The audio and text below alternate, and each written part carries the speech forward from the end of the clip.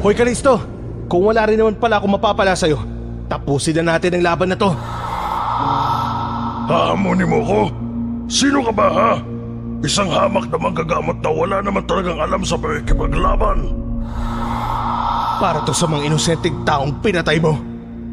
Mamatay ka na, Kalisto!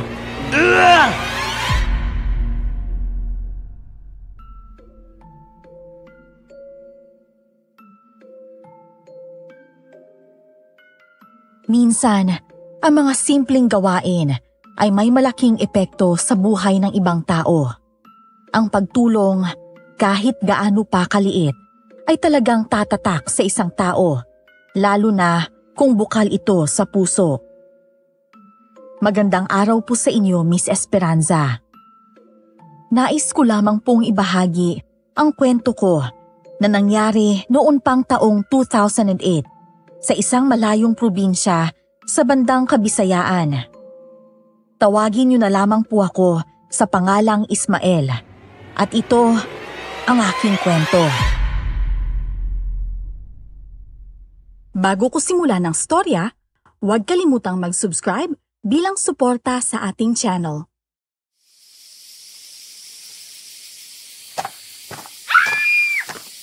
Ano yun? Isaac? Nasaan ka na? Sinabi ko naman sa'yo huwag kang lalayo, di ba? Isaac! Nasaan na kaya yung bata na yun? Yari talaga to sa akin mamaya eh. Marami namang halamang gamot dito pero lumayo pa talaga siya. Ay naku naman talaga. Mabilis kong tinunton ang dinaanan ni Isaac kanina para hanapin siya. Baka kasi kung ano pang mangyari sa kanya, lalo na't may narinig akong sigaw ng babae kanina.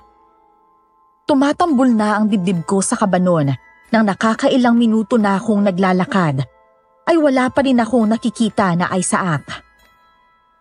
Hanggang sa maya-maya pa ay may narinig na naman akong sigaw mula sa isang babae.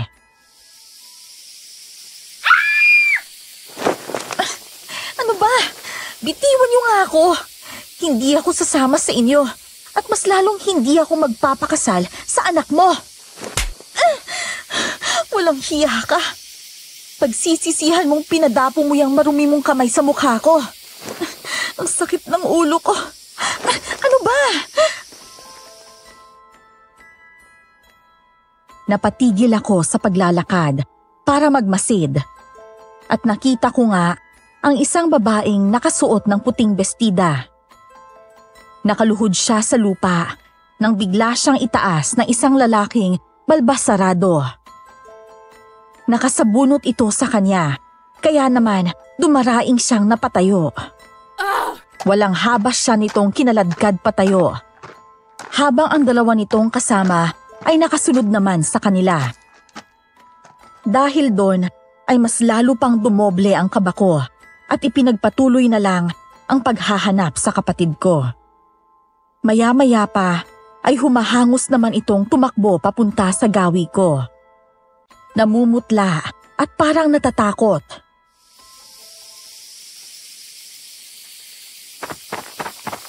Kuya Ismael!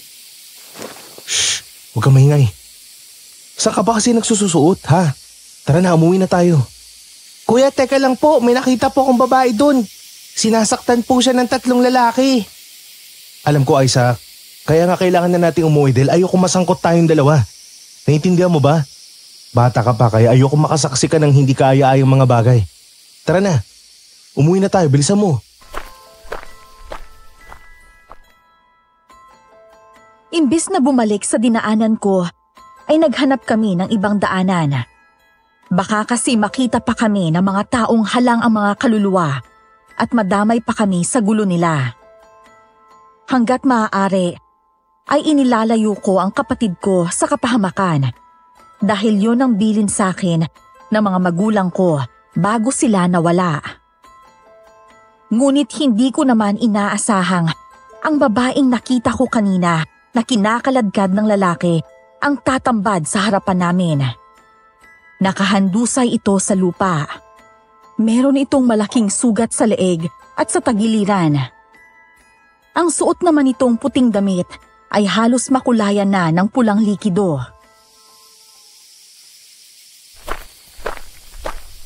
Diyos ko, bakit nandito tong babae na to? Teka Isaac, titignan ko kung may pulso pa siya. Ano po kuya, meron pa po ba? Oo, pumipintig pa yung pulso niya. Buhay pa siya kaya huwag kang mag-alala. Tara na, hayaan na natin siya rito bago pa bumalik yung mga tao may gawa nito sa kanya. Po, nakita niyo rin po sila. Pero kuya, bakit natin siya iiwan? Baka balikan nga siya at tuluyan na ng mga taong yun kapag nalamang buhay pa siya. Kuya, tulungan natin siya, gamutin mo po siya. Isaac, hindi natin siya pwedeng tulungan. Pero bakit po? Dahil isa siyang aswang. Nag-init itong kwintas ko kanina nung mapalapit ako sa gawin nila. Kaya nga hindi na ako nangialam pa kanina dahil alam kong mga aswang sila at labas tayo mga tao sa gulo nila. Nanlulumong na patingin si Isaac sa babae. Alam kong naaawa siya dahil sa nakikita niyang kalagayan nito. Pero ayokong mangialam sa gulong napasukan nito dahil baka pati kami ng kapatid ko ay mapahamak. Nakita ko pang tumulo ang luha ng kapatid ko bago muling bumaling sa akin. Pero kuya, kawawa naman po siya. Saka mukhang hindi naman po siya masama eh. Ayoko magbaka sakali. Baka mamaya makompromiso pa yung kaligtasan natin dalawa. Sana maintindihan mo yung ibig kong sabihin. Pero ikaw lang po yung makakatulong sa kanya, kuya. Pwede naman siyang paalisin kapag gumaling na ang mga sugat niya. Saka ikaw na rin nagsabi dati na hindi lahat ng aswang masama. Napabuntong hininga na lamang ako dahil sa tinura ng kapatid ko. Alam ko kasing hindi niya ako tatantanan kapag hindi ako pumayag. Kaya sa huli ay napagpasyahan kong tulungan ng babae. O siya, tara na. Dali na natin siya sa bahay at magamot ko na siya. O eto, dali mo tong lagayan ko ng mga halamang gamot para mabuhat ko na siya. Sige po, salamat po kuya. Bakit ikaw ang nagpapasalamat? Hindi naman ikaw tong tutulungan ko. Ang bigat naman itong babaeng to. Ang nipis niya pero ang bigat. Natawa na lang si Isaac habang tinitingnan akong inaayos ang pagbubuhat sa babae.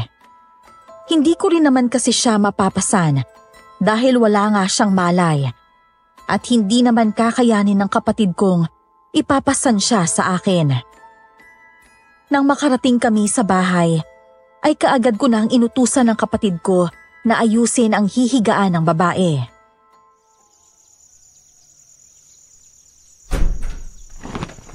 Eto na po kuya, dahan-dahan lang po ha.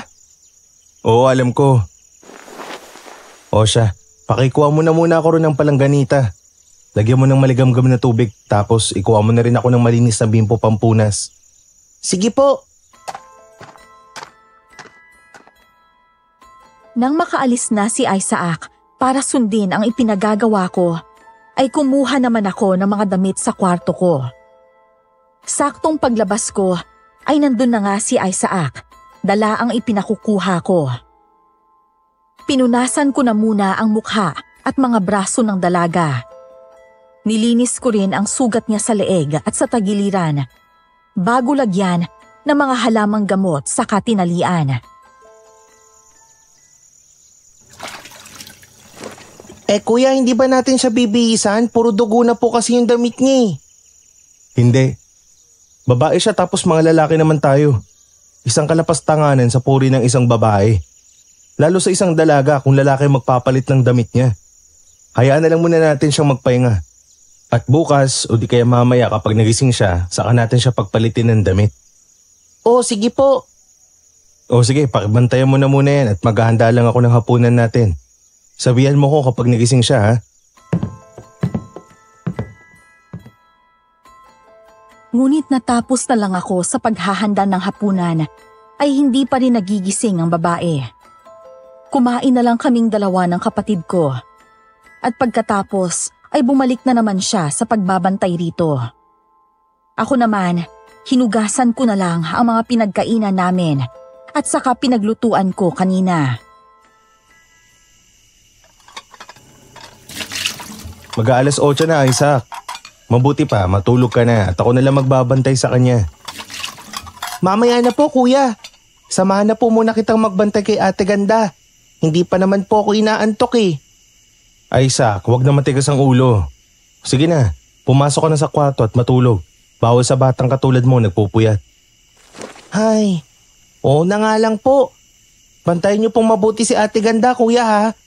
Paglaki ko, liligawan ko pa yan. Bah, bata-bata mo pa, gumaganyan ka na ha. Matulog ka na muna nang mabilis kang lumaki. Sige na, pasok na. Kuya, bakit hindi na lang kaya natin patulugin sa kwarto yung si Ate Ganda? Mas magiging komportable siya kung dun siya sa papag mahihiga kasi mas malapad dun. Naisip ko rin naman yan. Kaso nga lang kasi hindi pa siya nakakapagpalit ng damit eh. Mangangamoy malansa yung kwarto kapag dyan natin siya pinatulog. Bukas na lang kapag nagising na siya at makapagpalit na ng damit. Sa ngayon, dito na muna kami sa sala. At ikaw, matulog ka na ha. Ang kulit mo. Kakamot-kamot sa ulong pumasok na nga si Isaac sa kwarto namin. Ako naman, magdamag na nakabantay sa babae habang gumagawa ng mga halamang gamot. Ngunit pagsapit ng hating gabi ay nakarinig kami ng mga alulong na mga aso. Hindi ko na sana yun papansinin pero bigla na lang akong nakarinig ng mga yapak sa labas. Uminit din ang palawit ng kwintas na suot ko.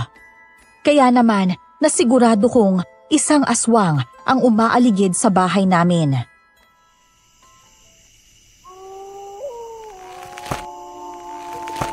Kuya, narinig mo ba yun? Shh! Oo, narinig ko pero huwag ka maingay. Magsasaboy lang ako ng asin sa labas ng bintana ha. Dito ka na muna.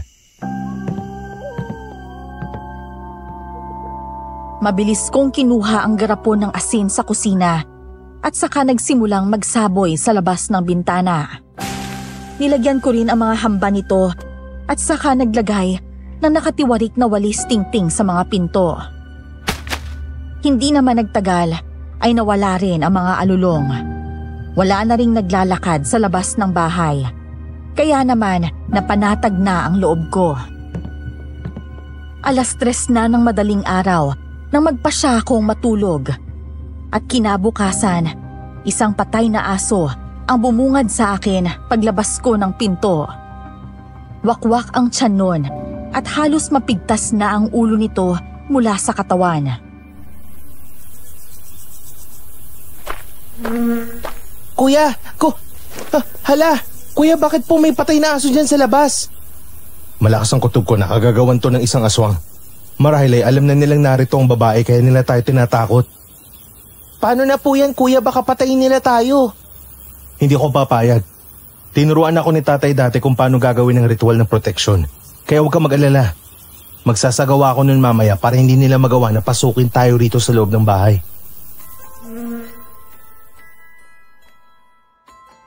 Hindi pa rin nagigising ang babae. Kaya naman, kinahapunan, bago magdilim, ay isinagawa ko na ang ritual. Pagkatapos ay saka ko sinabuyan ng asin ang palibot ng bahay. Ngunit hindi ko inaasahang makikita ko ang isang matandang matiim na nagmamasid sa ginagawa ko. Ngumisi pa ito at nakita yon ni Isaac.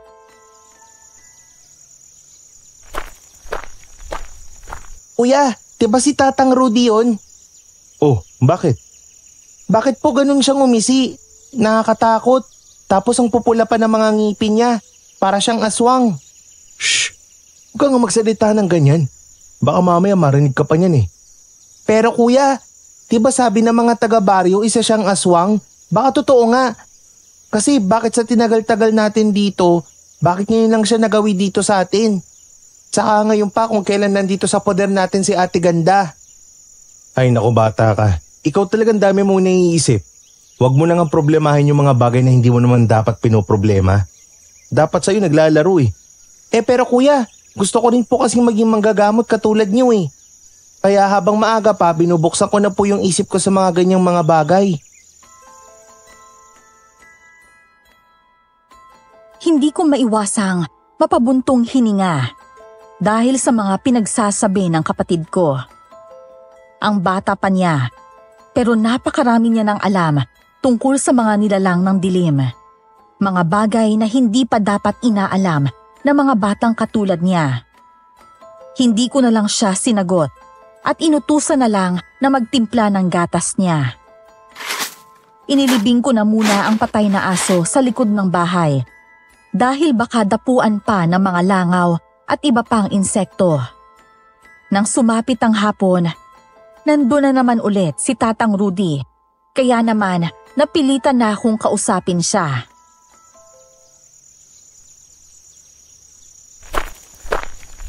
Tatang Rudy, magandang hapon po. Kung hindi niyo mamasamain bakit ho parang lagi kayong nakabantay sa bahay namin? Pasensya na po nakakabahala lang po kasi. Ngunit imbes na sumagot, ay tinalikuran lang ako ng matanda at naglakad palayo. Napakibit balikat na lamang akong bumalik sa bahay at ginawa na lang ang mga dapat kong gawin. Pagkatapos kong magsaboy ng asin sa bakuran, ay saka na ako naghanda ng hapunan namin. Hindi pa rin gumigising ang babae. Kaya naman, doon pa rin siya nakahiga sa kawayang upuan sa sala. Wala nang mga nagparamdam ng mga oras na yon. Kaya naman, wala pang hating gabi ay nakatulog na rin ako. Kaya kinabukasan, maaga rin akong nagising. Magandang umaga po, kuya. Oh, ang aga mo naman yatang nagising. Ang sarap po kasi ng tulog ko kagabi. O siya, halika na rito at magmumug ka na. Magtimpla ka na ng gatas mo Ihahain ko na tong sinangag sa kapritong itlog at talong. Pagkatapos kong maghain ay uupo na sana ako sa hapag. Ngunit siya namang sigaw ng isang babae. Pagbaling ko sa kanya ay nakita ko siyang nakaupo na at nakahalukip-kip habang iginagala ang paningin sa paligid. Kaagad naman siyang dinaluhan ni Isaac, kaya naman ganun na rin ang ginawa ko.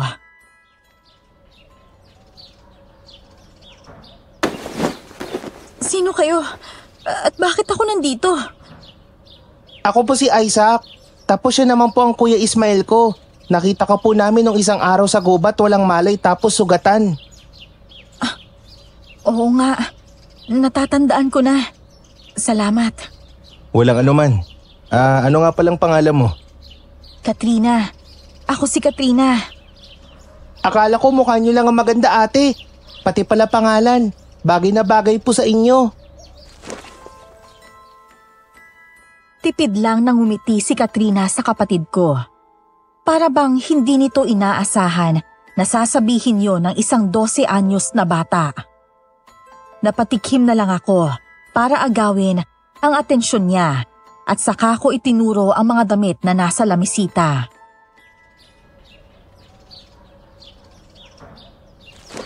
Nga pala, pwede mong gamitin yung mga damit na yan.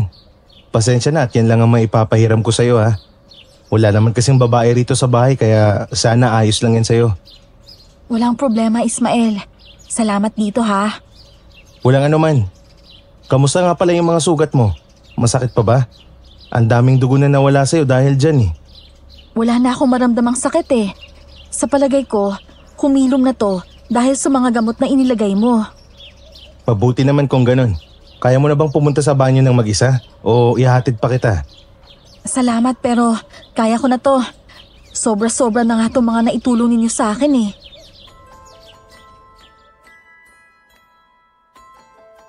Itinuro ko na lang sa kanya ang banyo.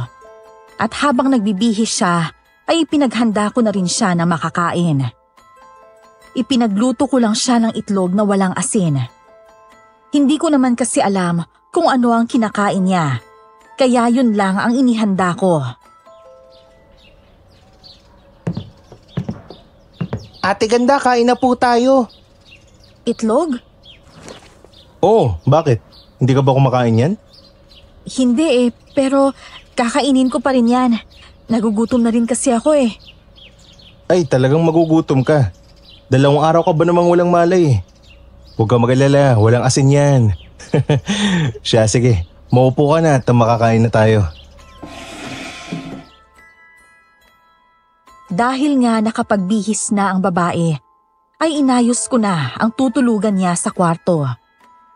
Ngunit nang sumapit na ang 5:00, nagulat na lamang ako nang magpaalam siyang aalis na.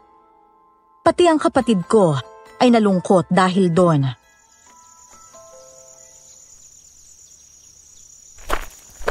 Maraming salamat talaga sa pagtulong niyo sa akin.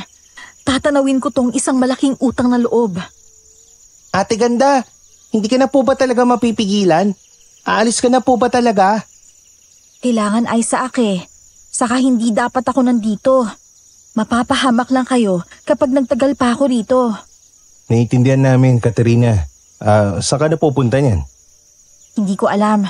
Basta malayo sa kanila at malayo sa inyo. Ayoko nang mandamay pa ng ibang tao, Ismael. Kaya salamat ulit sa tulong ninyo.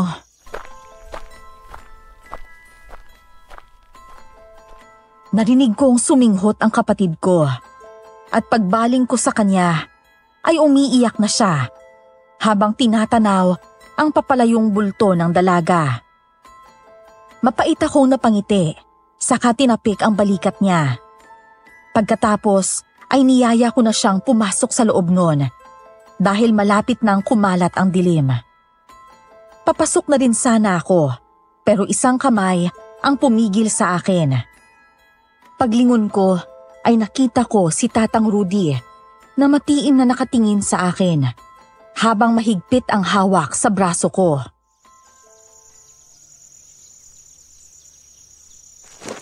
Hindi mo na sana siya pinaalis, iho. Dahil sa ginawa mo, mapapahamak kayo at ang buong baryo.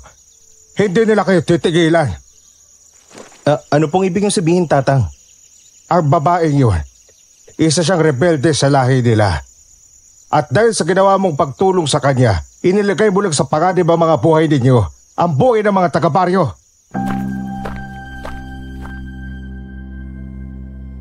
Napakunot ang noo ko dahil sa sinabi niya. Paanong mapapahamak kami samantalang umalis na sa puder namin ang dalagang aswang? Pagkatapos sabihin yun ng matanda ay kaagad na siyang umalis. Hanggang sa pagtulog ko ay hindi pa rin mawaglit sa isip ko ang mga sinabi ng matanda. Ayaw akong dalawin ng antok ng mga oras na yon. Tatayo na sana ako para pumunta sa kusina nang bigla na lang may kumalabog sa bubungan ng bahay. Dahil sa lakas ng kalabog ay nagising tuloy ang kapatid ko at natatakot na napayakap sa akin.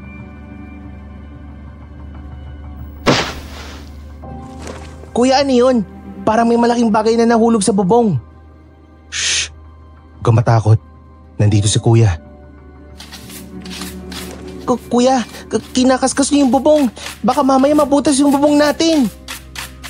Lintik na. Sandali lang, kukuha muna ako ng pinatulis sa kawayan. Susundutin ko yung walang hiyang yan nang malaman niya yung hinahanap niya. Sumiksik sa dingding si Isaac dahil sa takot. At ako naman tumayo at kinuha ang pinatulis na kawayan na nakasandal sa sulok ng kwarto. Itinusok ko yun sa bahagi kung saan kinakaskas ng aswang ang bubong. Gawa lang kasi sa nipa ang bubong namin. Kaya naman nang maitusok ko na ang kawayan ay tumagos yun at nasaksak ko ang nilalang. Malakas itong napaangil. Kaya naman, mas idiniin ko pa ang pagkakatusok sa kanya. Hoy aswang! Kung ano man yung binabalak mo, huwag mo na ituloy. Dahil pagsisisihan mo oras na makapasok ka sa pamamahay ko. Hindi ka na makakalabas ng buhay, tanda mo yan. Nang huhugutin ko na ang kawayan mula sa bubong, ay narinig ko na lamang ang pag-alis ng nilalang mula ron. Hindi tuloy ako nakatulog ng gabing yon dahil baka bumalik ang nilalang at muli kaming salakayin. Kahit may proteksyon at pangontra na kasi akong inilatag sa paligid ng bahay, ay nagawa pa rin itong makasampa sa bubong namin, kaya hindi ako nagpakampante. Nang sumapit ang 6:00 ng umaga kinabukasan, habang bumibili kami ng tinapay ni Isaac, ay narinig ko na lang ang usap-usapan tungkol sa isang binatang natagpuan daw sa bungad ng kakahuyan.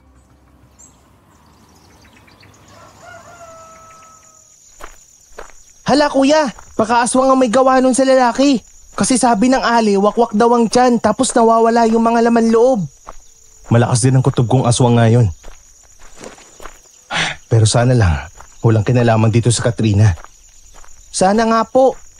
Pero sa tingin ko po kuya, hindi po magagawa ni Ate Katrina yun.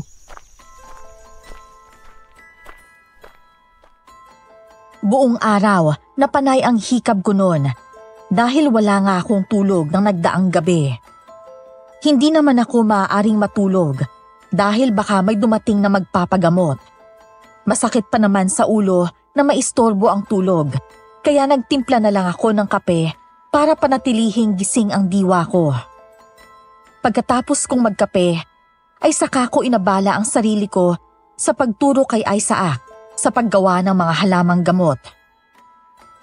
Saktong pagtapos namin ay saka naman may dumating na isang ali. Tao po. Kuya, may tao po sa labas. Pagbubuksan ko po ba? Dito ka lang sa loob. Ako nangaharap sa kanya. Magandang araw ho. Ano hong sa atin? Magandang araw din, iho.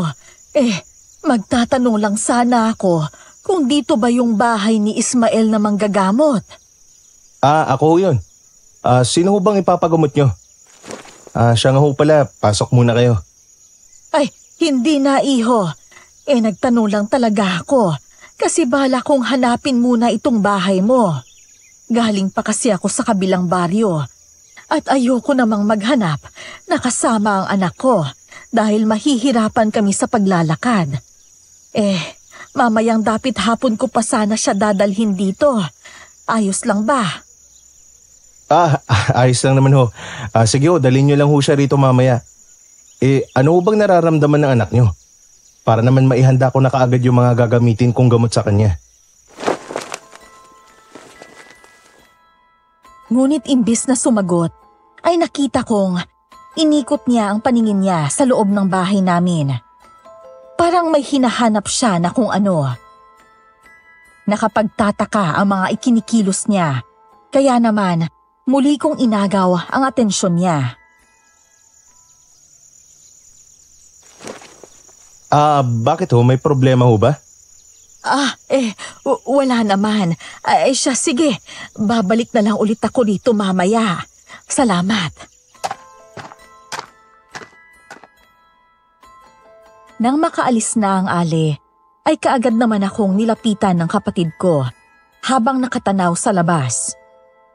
Parang sinisigurado muna niya na nakalayo na talaga ang babae bago siya nagsalita. Kuya, wala ba kayong napansing kakaiba sa kanya? Ano naman kakaiba yun? Kung makatingin po kasi siya sa loob ng bahay, parang may hinahanap po siya eh. Napansin ko rin yun pero hayaan mo na. Malalaman ko naman kung may ibang pakay ang aling yun eh. Pareho lang po sila ni Tatang Rudy na nakakatakot. Hindi kaya isa rin siyang aswang? Malalaman natin yan pag bumalik ulit siya dito. Hindi naman kasi nag-init tong kwentas ko eh. Kung ganon, maganda na lang po tayo ng pangontra sakaling isa nga siyang aswang. Oo, tama ka nga. Mas maigi nang mag-ingat habang maaga pa. Po, hapon na po eh. Ay, lokong bata to ah. Seryoso ng usapan natin tapos bigla mong sisingitan ng kabulastugan? Biro lang kuya. Si kuya talaga ang seryoso. Ang pangit po kasi ng mukha mo kapag seryoso eh. Kaya kita pinapatawa. Nakakatawa na yun para sa'yo. Halika nga rito, ang bata ka. Wag, biro nga lang po eh. Sige ka, tatawagin ko si nanay. O di tawagin mo. Hindi ka naman nila matutulungan kapag nahuli na kita.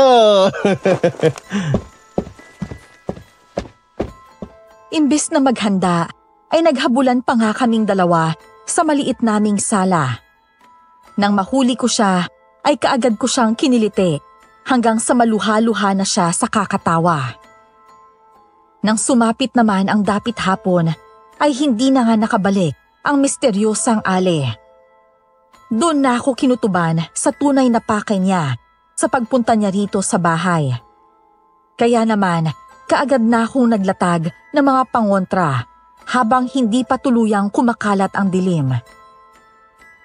Kinagabihan, muli na naman kaming nagulat dahil sa mabigat na bagay na bumagsak sa bubong.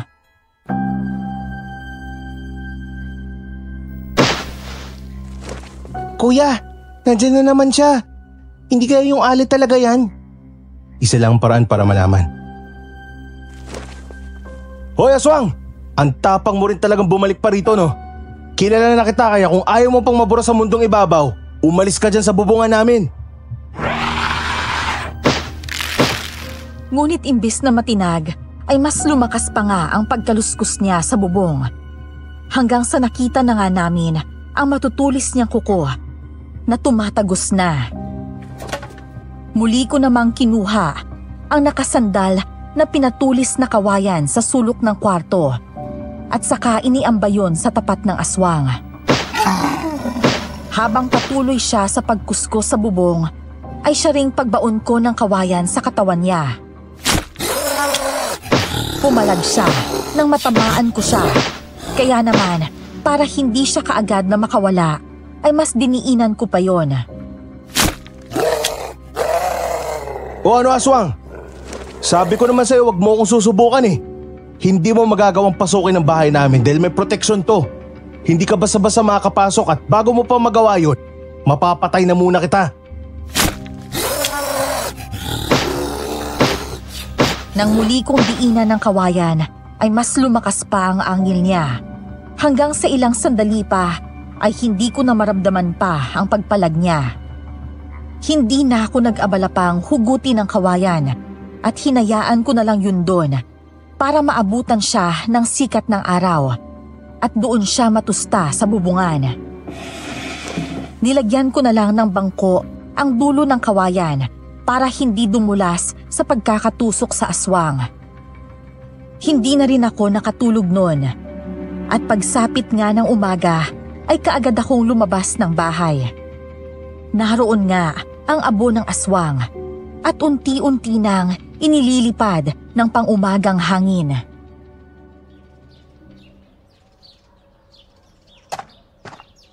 Yan ang bagay sa inyong mga halangang kaluluwa. Nananahimik na kami rito tapos kakantiin nyo kami. Hindi ako papayag na magalaw nyo kami ng kapatid ko. Tama na ang mga magulang naming pinaslang ng mga kauri nyo. Iho, Tatang naman, ba't bigla-bigla na kayong sumusulpot? umpisa pa lang yan ang pananalanta ng mga aswang. Mga ordinaryong aswang pa lang yan, kaya maganda ka. May mas malakas pa kaysa sa kanila na hindi tinatabla ng mga pagkaraniwang pangontra lang. Nanindig ang mga balahibo ko sa paraan ng pagkakasabi no ni Tatang Rudy. Parang nagbabanta siya na may masamang mangyayari sa amin. Idagdag pa sa kilabot na nararamdaman ko ay ang pagkakatitig niya ng diretsyo sa mga mata ko. Para bang may nais yung ipahiwatig na hindi ko pa lubusang maintindihan.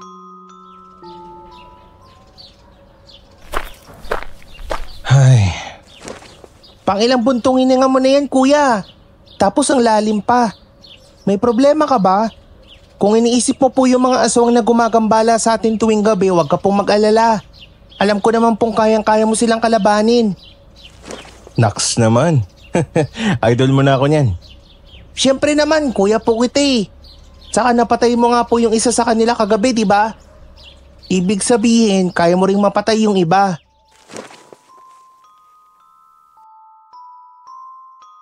Tipid na lang akong napangiti dahil sa sinabi ng kapatid ko.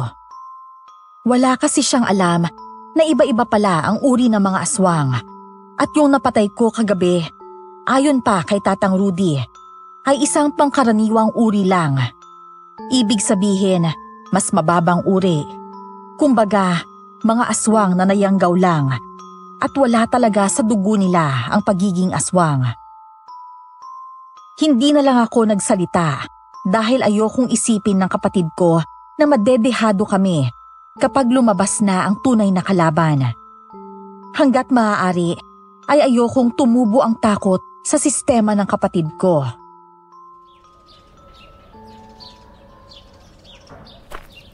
Hindi na po talaga bumalik yung alin, no?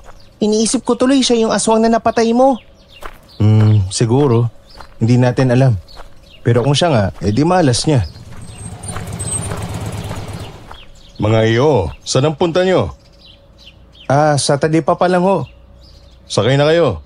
Ho? Salamat ho pero maglalakad na lang ho kami. Sapat lang ho kasi tong pera ko pambili ng bigas sa kaulam eh. Ganun ba? Siya, tara na. Libre ko na kayo. Abay, kawawa naman yung kapatid mo kung paglalakarin mo lang ng ganong kalayo. Siya, sige ho, salamat. Tara Isaac, ikaw na maunang sumakay. Ayos, may libreng sakay. Salamat po, Manong.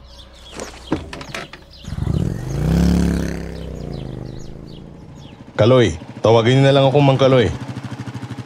Mawalang galang na ho. Bago lang ho ba kayo rito? Ngayon ko lang ho kasi kayo nakita rito sa baryo eh. Oo. Nung isang araw lang ako lumipat dito tapos ngayon lang ako nakalabas para mamasada.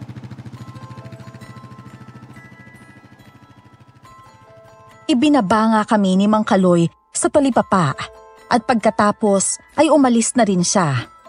Tuwang-tuwa naman ang kapatid ko dahil hindi raw siya mapapagod ng husto dahil sa paglalakad. Halos 15 minutos na lakaran din kasi ang talipapa mula sa bahay, kaya may kalayuan talaga.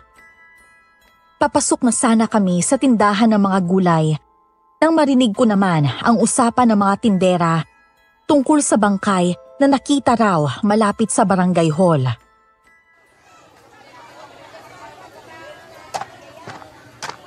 Hala kuya, isa na namang binata. Ibig sabihin po ba nun babae yung aswang? Kasi puro binata yung inaatake niya eh. Maaring oo, maaring hindi.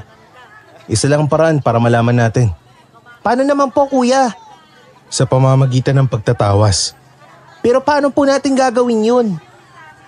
Kailangan nating hanapin ang pamilya ng taong nabiktima. Hihiramin natin ang isang bagay na pagmamay-ari nito. Damit o anumang bagay na ginamit niya bago siya mamatay. Sa ganong paraan, matutukoy natin kung sino nga bang gumawa nun sa kanya. Pagkatapos naming bumili ng mga kailangan namin, ay kaagad na kaming umuwi. Kinuha ko ang mga gamit ko sa pagtatawas at saka namin pinuntahan ang bahay ng huling biktima. Nung una ay ayaw na sana ng nanay nito na pakialaman pa ang pagkamatay ng anak niya. Ngunit nang sabihin kong baka aswang ang bumiktima rito ay pumayag na rin siya. Maging siya raw kasi ay nagtataka dahil ganun din ang nangyari sa unang biktima noong nakaraang araw. Damit na suot ng binata noong araw ng aksidente ang iniabot sa akin ng ginang. Kaya yun ang ginamit ko sa pagtatawas. Kuya, ano pong nakikita mo? Isang malaking nilalang. Hindi ko matukoy kung lalaki ba o babae pero mahaba yung buhok niya. Ipagpalagay na lang natin isa tong babae. Kung isa siyang babae, baka siya nga yung alin na pumunta kahapon sa bahay. At saka baka ikaw ang pakay niya kuya kasi di ba pansin mo, puro binata yung mga naging biktima niya.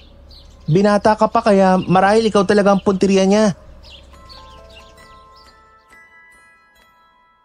Napabilib ako ng kapatid ko sa mga obserbasyon niya. Talagang seryoso siya na matutunan ang mga ginagawa ko at natutuwa ako sa bagay na yon. Ngunit kahit may ideya na kami sa kung sino ang aswang, ay hindi pa rin ako nagpakampante. Tuso kasi ang mga aswang. Kaya nilang magbago ng anyo, lalo na kung kabilang sila sa mga matataas na uri. 4:00 ng hapon nang umuwi kami ni Isaac at hindi namin inaasahan ang daratnan namin.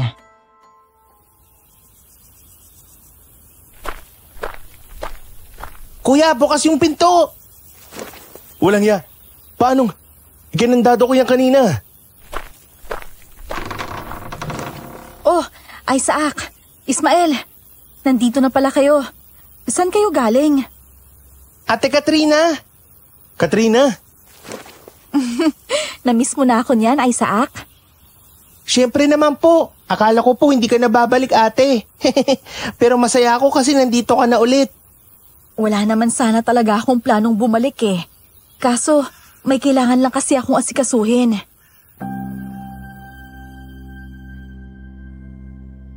Nang sabihin yun ni Katrina, ay kaagad siyang napatingin sa akin. Napawi ang ngiti sa mga labi niya, na para bang nagpapahiwatig na may masamang mangyayari. Hindi ko na rin siya tinanong kung paano niya nabuksan ang pinto. Dahil alam ko namang marami siyang paraan, lalo na't isa nga siyang aswang. Inutusan ko na muna si Isaac na ipagtimpla ko ng kape. Saka niyakag si Katrina sa isang mahabang kahoy na upuan sa lilim ng aratilis sa harap lang ng bahay namin.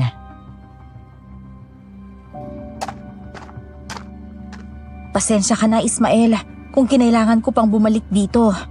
May kailangan lang kasi akong asikasuhin at wala akong ibang mapupuntahan. Anong ibig mong sabihin? Simula nung magpasya kayo na tulungan ako, sangkot na kayo sa gulo ko. Sana hinayaan niyo na lang na mamatay ako. Ismael, nasa panganib ang buhay mo at ng kapatid mo, pati na ang buong baryo. Alam ko, may nakapagsabi na rin yan sa akin pero ayoko maniwala. Kaso simula nung umalis ka, nagsimula na rin ang patayan sa baryo. 2 binata na natatagpo ang patay sa bukana ng kakahuyan. Pasensya na kung nagdala pa ako ng gulo rito sa baryo niyo.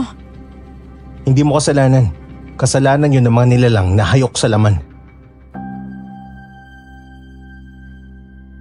Sandali kaming binalot ng katahimikan noon. Nagpapakiramdaman sa kung anong susunod na sasabihin. Ilang sandali pa ay may mga kalalakihang nagawi sa bakuran namin. Nagtaka pa ako nang makita ang isang pamilyar na mukha ron.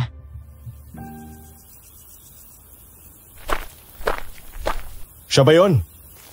Sinasabi ko na nga ba't dito ka lang namin matatagpo ang babae ka? Anong ibig mong sabihin? Sino kayo? Mang Kaloy, anong ibig sabihin nito? Kilala niyo ba siya? Hindi ho ba bago lang kayo rito? Bakit ang aga niyo naman ho yatang gumawa ng gulo? Ismael, iho. Hindi mo ba alam na kriminal yung babaeng yan? Siya ang pumatay sa binatang natagpuan sa bukana ng kakahuyan. May nakakita sa kanya. Kaya kung ako sa'yo, ibigay mo na siya sa amin. Kailangan niya makulong at harapin ang kasalanan ginawa niya. Hindi ako sasama sa inyo. Wala akong ginagawang masama. At hindi totoo yung mga paratang niyo sa akin. Mang Kaloy, baka ho pwede natin itong pag-usapan. Talaga ba? Ganyan ba kababa ang tingin mo sa sarili mo, ha? Na ultimo kriminal, gusto mong tulungan? Iho, para sabihin ko sa'yo, kapatid ko ang nabiktima ng babaeng yan, kaya bakit ako mananahimik? Ang akin lang ho kasi, baka lang ho nagkakamali kayo. Saka, sigurado ho ba kayong si Katrina talagang gumawa nun? May nakakita na nga eh. Bakit papilit mo pa rin inilalayo ang usapan? Siya, kunin na natin tong babaeng to nang madala na sa barangay hall. Ano ba? Bitiwan niyo ako! Sinabing bitiwan niyo ako eh! Bitawan niyo ang babae! Lahat kami ay napalingon nang marinig ang nagsalita. Nakatayo sa labas ng bakuran namin si Tatang Rudy at may dalang parang pipa. Sa harapan namin mismo ay sinindihan yon ni Tatang Rudy at nagulat na lang ako nang mag-unahan sa pagtakbo ang mga lalaki. Si Mang Kaloy naman bahagyang lumayo sa matanda bago muling bumaling kay Katrina. At nakahanap ka pa talaga ng kakampi. Sa bagay, sino ba naman ang tutulong sa'yo kundi ang mga kauri mo ring aswang? Magasalot! Katulad ng mga kasama niya, ay nagmamadali ring umalis si Mang Kaloy.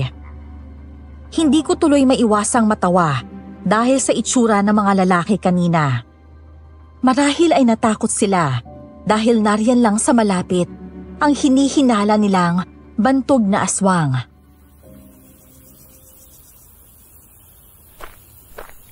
Oh, ano nangyari sa mga yun? Natakot yata sa'yo, Tatang eh. Talaga matatakot ang mga yon. Kilala na kasi nila ako. At alam nilang kapag hindi pa sila umalis, ito na magiging katapusan nila. Maraming salamat po, Tatang. Huwag ka magpasalamat sa akin, Iha. Hindi ko ginawa yon para iligtas ka mula sa kanila. Pasensya na po. Alam mo na ang gagawin mo. Pagkatapos sabihin yon, ay kaagad nang umalis si Tatang Rudy. Ako naman, naguguluhan sa mga nangyayari. Para kasing kilala nila ang isa't isa. Kinagabihan ay maaga kaming naghapunan. Nagluto lang ako ng sinabawang isda. Pero nauna ko nang kuhanan ng ulam si Katrina, habang hindi ko pa yun natitimplahan ng asin.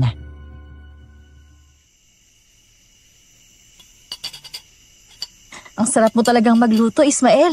Swerteng mapapangasawa mo. Tubig! Tubig! Kuya, ayos ka lang? Ito po tubig oh. Masyado ka bang nasarapan sa luto mo kaya nabulunan ka? Hindi po ate. Nabuksan mo po kasi yung topic tungkol sa pag-aasawa eh. Ni Nobya nga wala po yan eh. Torpe po kasi. Hoy, Isaac, narinig ko yan ha.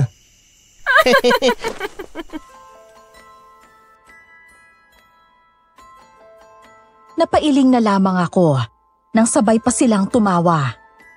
Pagkatapos naman naming kumain, ay nag-asikaso na ako at saka inayos ang tutulugan ni Katrina. Bala kong sila na lang ang patulugin sa kwarto at sa sala na lang ako.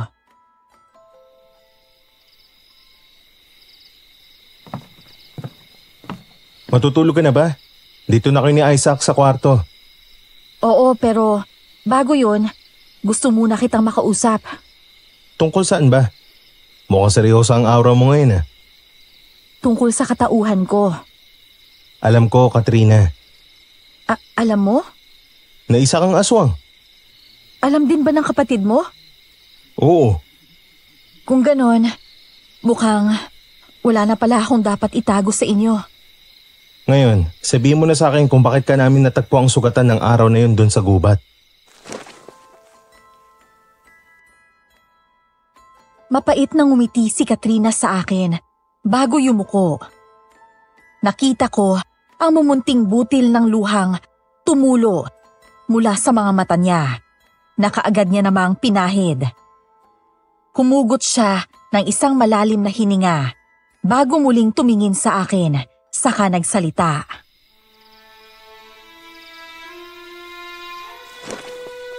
Ipinagkasundo ako ng mga magulang ko na ipakasal sa anak ng pinunong gabunan. Pero tumanggi ako dahil alam ko ang balak ng mga traidor na yun. Ang kasunduan nila, magpapakasal kami ng anak ni Calisto kapalit ng kapayapaan sa pagitan namin na magkaisa ang lahing bangkilan at gabunan. Ha? Pero bakit kailangan pang magpakasal kayo ng anak ng gabunan? Dahil akala ng mga magulang ko kapag ikinasal kami at nagkaanak ni Kairos, titigil na ang hidwaan sa pagitan ng mga lahi namin. Ang supling na inaasam nila ang magiging katibayan ng pagkakaisa ng dalawang lahi. Pero hindi. Ang plano ni Calisto ay sakupin ang lahi namin at mapasailalim kami sa pamumuno niya. Napakatuso naman pala talaga ng mga gabunan na yun. Pero bakit ka nga nasa gubat? Dinukot ka ba nila?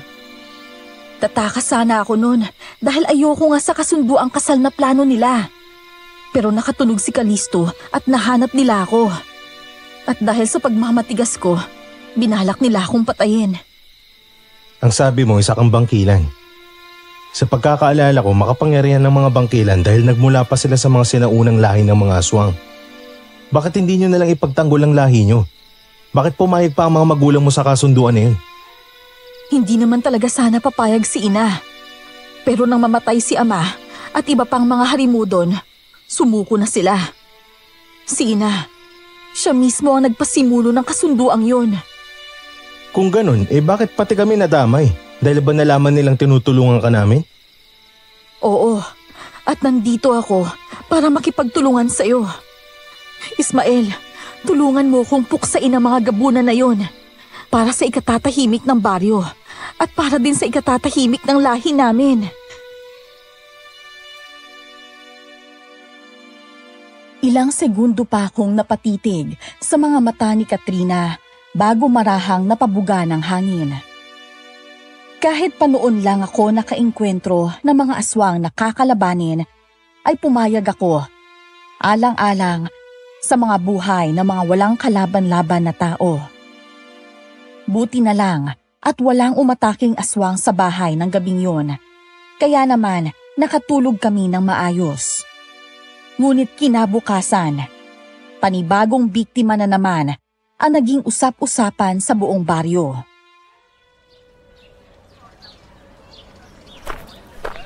Katrina, sa tingin mo anong aswang kaya bumibiktima sa mga binatang yan? Hindi kaya isang babae? Hindi ako sigurado, Ismael.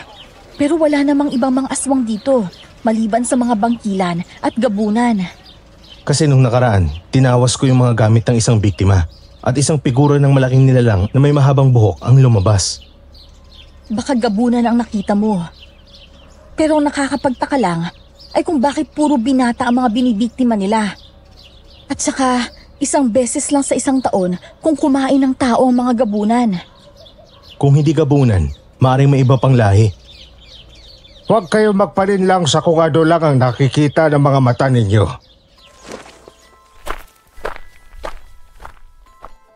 Sabay kaming napalingon ni Katrina sa nagsalita at nakita namin ang paalis na bulto ng isang matanda. Nakasuot ito ng sombrerong gawa sa buri at may telang nakabalot sa kalahati ng mukha niya. Ngunit kahit ganon ay alam kong si Tatang Rudy yon. Aalis na sana kami sa kumpol ng mga taong yon nang mapansin kong wala na si Isaac sa tabi ko. Kinakabahan kong iginala ang mga mata ko sa paligid, ngunit hindi ko siya makita. Katrina! Si Isaac nawawala! Ano? E di tara, hanapin natin siya. Tara, doon tayo!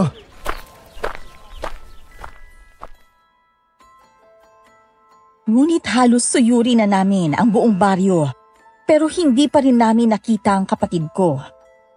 Binalot ng takot ang dibdib ko ng mga oras na yon, sa isiping baka tinangay na siya ng mga gabunan. Ngunit ayokong sumuko at magmukmuk na lang sa isang sulok. Kaya naman, pag-uwi namin ni Katrina sa bahay, ay kaagad kong kinuha mula sa labahan ang damit na sinuot kagabi ng kapatid ko.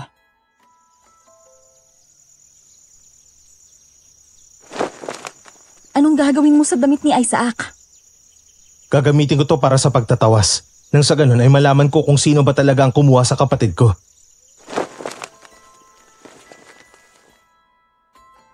Matapos ang pagtatawas, ay kaparehong imahe lang ang ipinakita ng tinunaw na kandila. Isang malaking nilalang na may mahabang buhok.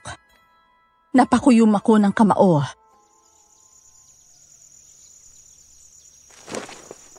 Anong nakita mo? Kapareho lang nung nakita ko nung tinawas ko yung isa sa mga naging biktima ng aswang. Isang malaking nilalang na may mahabang buhok. Pero may kakaiba akong nararamdaman ngayon.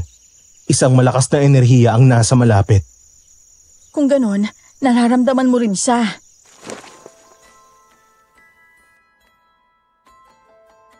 Buong gabi kaming nakiramdam ni Katrina sa maaaring gawing pagsalakay ng mga gabunan. At nang sumapit nga ang 11:00 ng gabi, ay nagsimula ng mag-alulong ang mga aso. Ilang sandali pa, ay may kung anong bagay na naman ang kumalabog sa pinto. Para bang pwersahan yung binubuksan.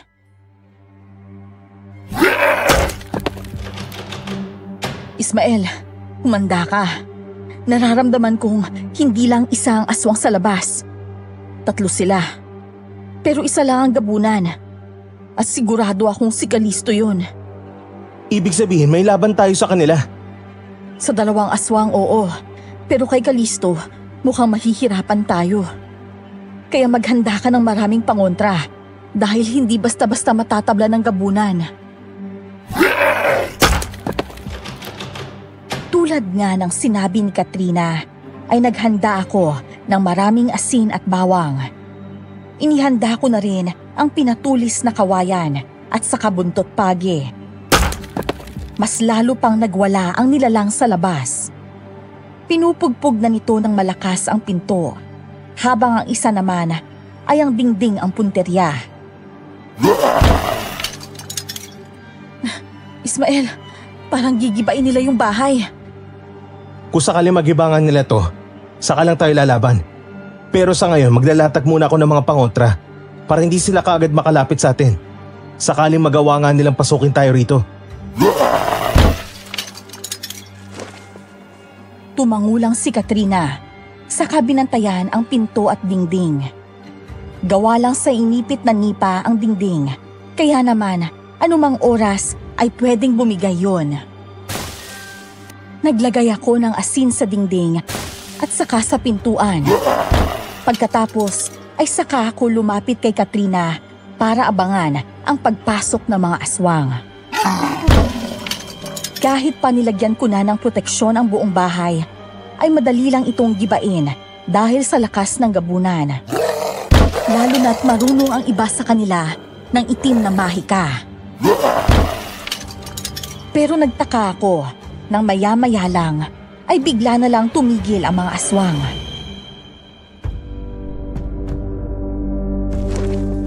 Ha? Ano nangyari? Bakit sila tumigil?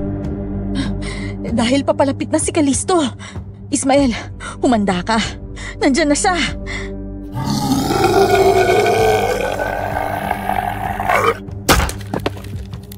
Hindi nga nagkamali si Katrina. Dahil ilang sandali pa, ay bigla na lamang may puwersang tumulak sa pinto. Napakalakas nun. Kaya naman, kaagad na natanggal ang pinto. Bumungad sa amin ang isang malaking nilalang na may maitim na balat na kasing kulay ng uling. May mahaba rin itong buhok at nanlilisik ang mapupulang mga mata. Agaw pansin din ang malaking ngisi nito, kaya naman litaw na litaw ang mahahaba niyang pangil.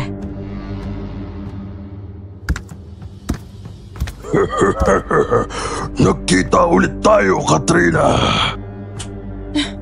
Oo nga eh. At ngayon pa lang, nasusuka na ako sa pagmumukha mo. Aba, at matapang ka na ngayon. Sino bang ipinagmamalaki mo? Yung pipitsuging lalaki na yan? Pues, uunahin ko na siyang patayin. Sige, subukan mo kung kaya mo.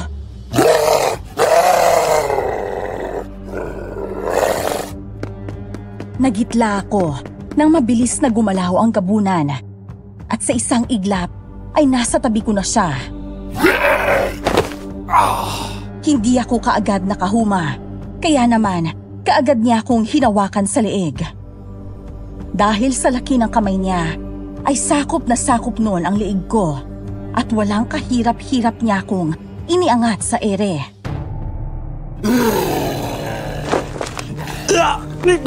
Bitawan mo ko!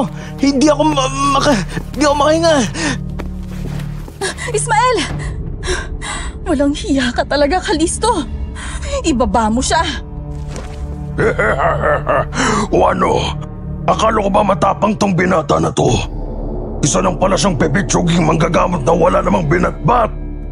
Nasasabi mo lang yan dahil naunahan mo siya. Pero hindi ako papayag na mapapatay mo siya ng ganun-ganun lang. Bitiwan mo siya at ako ang harapin mo, halimaw! At sino ka naman sa akala mo para utusan ako, ha? Gagawin ko ang kung anumang gusto ko sa lalaking to!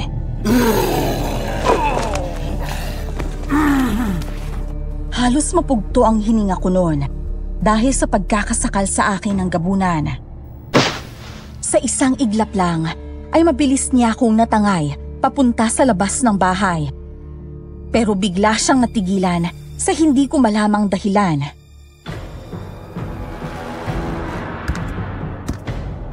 Sinong pumaslang sa mga alagad ko?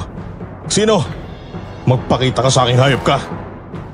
At sino ang tinutukoy mong hayop, Kalisto? Tatang! Ikaw na namang matanda ka. Kahit kailan talaga napakapakilamero mo. Matagal na akong pakilamero, Kalisto. Alam mo kapag may inosenteng buhay na ang nadadamay, mangingialam talaga ako. Kaya bitawan mo yung binata kung ayaw mong matulad ka rito sa mga alagad mong wala namang kwenta.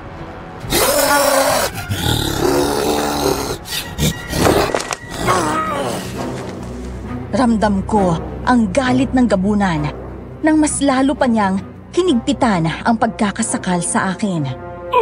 Nandidilim na ang paningin ko dahil sa kawalan ng hangin na nasasagap ko. Ngunit napaigtad na lang ako nang bigla ko nitong ibato sa kung saan. Tumama ang likod ko sa isang matigas na bagay at kaagad na nanlabo ang paningin ko. Walang hiya ka talaga, Kalisto. Pagsisisihan mong ginalaw mo si Ismael. Kahit malabo na ang paningin ko, ay kita ko pa rin kung paano magpalit ng anyo si Katrina. Tinubuan siya ng mga pakpak at humaba ang kanyang mga kuko. Sa tulong ng malamlam na ilaw ng magkakalayong mga poste, ay nasubaybayan ko kung paano magpambuno ang dalawang malalakas na uri ng mga aswang. Kaagad akong dinaluhan ni Tatang Rudy at saka tinulungang makaupo. May kung ano siyang ipinaamoy sa akin, kaya naman ilang segundo lang ay guminhawa na ang pakiramdam ko. Pinainom niya rin ako ng tubig at dahan-dahan ko yung nilagok. Pakiramdam ko ay natuyo ang lalamunan ko dahil sa pagkakasakal sa akin. Kamusta na ang pakiramdam mo? Medyo maayos na ho, Tang. Salamat ho. Hindi mo dapat pinamaliit ang kakayahan ng isang gabunan. Mabilis silang kumilos at tila ba sumasabay lang sa hangin ang bawat galaw nila. Lumilipad sila kahit wala silang pakpak. At higit sa lahat, kaya nilang gumamit ng mahika. Pero Tang, wala na po bang pag-asang matalo ng isang tao ang isang gabunan? Wala po bang sandata o agimat na makakatulong sa isang tao para mapantayan ang lakas at bilis ng isang gabunan? Yang butsyang suot mo, isa yung biyaya ng kalikasan na makakatulong sa'yo para magapi ang isang aswang.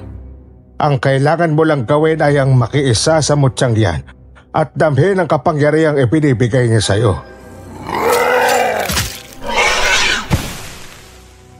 Sabay kaming napatingin sa gawi ng dalawang aswang nang bigla na lang dumaing si Katrina. Nasugatan siya ng gabunan sa braso at mahaba yun. Tatayo na sana ako pero pinigilan ako ni Tatang Rudy. Wag iho, mahina ka pa at mas lalo lang hindi makakalaban si Katrina kapag lumapit ka pa sa kanila. Pero baka mapatay ho ng gabunan na yun si Katrina. Bumuntong hininga na lang si Tatang Rudy at saka tumayo. Kinuha niya ang pipa mula sa kanyang bulsa at saka lumapit ng bahagya sa dalawa. Tumawa ng malakas ang gabunan nang makita si Tatang at saka hinamak ang matanda. Oh, ano namang pakuluyan ha, tanda? Hindi natatalab sa akin ng pipa mo. Nasaan yung aswang na ako at wala nang binatbat yung mga pangontra nyo sa akin?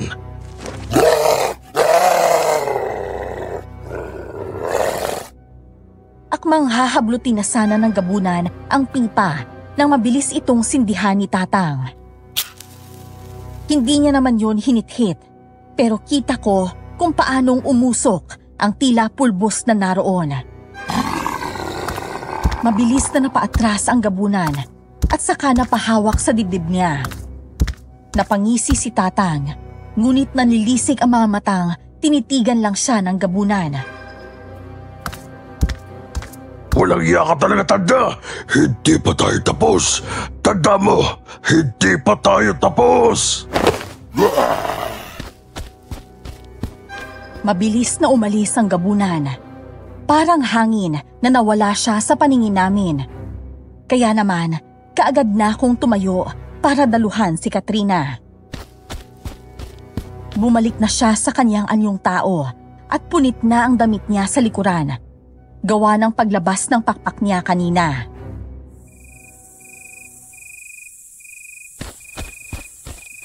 Katrina! Tatang! Kailangan po natin siyang dalhin sa loob. Kailangan magamot ang sugat niya. Hindi na kailangan, Ismael. Kaya kong pagalingin ang sarili ko. Hindi sa gayon, Iha. Nasaan yung tao ka na? Kaya hayaan mo si Ismael na gamutin niyang galos mo.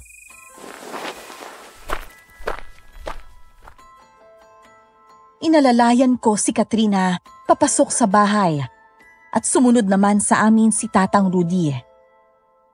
Pansin ko ang paglibot ng paningin ng matanda sa kabuuan ng bahay bago muling bumaling sa amin. Pinaupo ko si Katrina sa bangko para pumunta sa kusina para kumuha ng tubig na maiinom.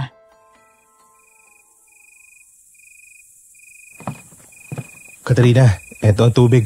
Uminom ka muna. Salamat. Teka lang at kukuha lang ako ng panlinis sa kagamot para dyan sa sugat mo. Nang makuha ang mga kailangan, ay kaagad na akong pumwesto sa harap ni Katrina para gamutin ang sugat niya. At habang ginagawa ko yun, ay nakikinig naman ako sa usapan ng dalawa. Tang, ano ho bang meron dyan sa pipa ninyo? Bakit nag-anyong tao na kaagad ako kahit na hindi pa naman ako nagpapalit anyo? Dahil ang pipa na ito ay may pulbos ng ako nito. Isang sangkap na kayang pabalikin sa anyong aswang ang isang tao kapag nalanghap niya ito. O di kaya naman ay mula sa pagiging aswang, babalik siya sa kanyang katawang tao. Namangha ako dahil sa pangontra na yon ni Tatang Rudy. Kapag kasi ganon, nasa kanya talaga ang bentahe dahil hindi makokontrol ng isang aswang ang sarili niyang katawan kapag nakaamoy na siya ng usok na galing sa sinindihang ako nito. Tatang Rudy, may ipapakiusap po sana ako sa inyo. Ano yun, iho? Si Aisako, nawawala. Malakas ang kutob ko na kinuha siya ng mga gabunan. Kung ganon, kailangan natin siyang iligtas kaagad. Marunong ka ba gumawa ng kompas, iho? Kompas ho? Oo, tinatawag yung kompas ng mga albularyo. Natatandaan ko na ho. Yung itlog ho ba na pipisain sa isang baso na may tubig na mula sa pinagpiga ng damit ng nawawala? Tapos papatakan ng dugo ng albularyo saka magsasambit ng ritual para gumana? Oo, iho. Yun nga. Isagawa mo na yon, madali. At mamayang 2:00 ng madaling araw ay tutuntunin na natin kung saan nga ba dinala ng gabunan ng kapatid mo. Isinagawa ko na nga ang kompas na gagamitin namin sa paghahanap kay Isaac. Yun ang unang beses na gagawin ko yon. Namangha pa ako nang makita ko kung paano naging isang linya ang dugo ko na para bang kamay talaga ng isang kompas. Magaling. Sa ngayon, ay kailangan muna natin magpahinga nang sa gayon ay makabawi tayo ng lakas. Hindi biro ang kakalabanin ninyo, kaya kailangan nyo ikondisyon ang isip, puso at katawan ninyo. Iho, kunin mo ito. Ano ito, Tatang? Parang talim ng bangkaw? Oo, tama ka. Talim nga ng bangkaw yan, na ginawa kong punyal. Pero wag mong maliitin ang sandatang yan dahil mahiwaga yan. Paanong mahiwaga ho? Dahil ang talim ng bangkaw na yan ay galing pa sa langit at bibihira lang ang mga tao nagkakaroon ng ganyan. Bihira lang kasi magpakita ang pulang langit at kapag nangyari yon, doon nalalabas ang bangkaw. At kapag magyari makakita ka nga sa huli, sabihin mo ang mga salitang Purya Siddha. Dahil kapag hindi, ikaw ang tatamaan ng bangkaw na katulad nito. Namamanghang, iniangat ko ang punyal na gawa sa talim ng bangkaw. At nang hawakan ko na ang talim nito, ay parang nakaramdam ako ng kuryenteng dumaloy sa mga ugat ko. Nanindig ang mga balahibo ko, at pakiramdam ko ay may kung anong aurang bumabalot sa akin ng mga oras na yon. Magaling! Nakikita ko nagkakaroon na kayo ng koneksyon ng punyal na yan. Ibig sabihin, tinatanggap ka niya bilang bagong tagapangalaga.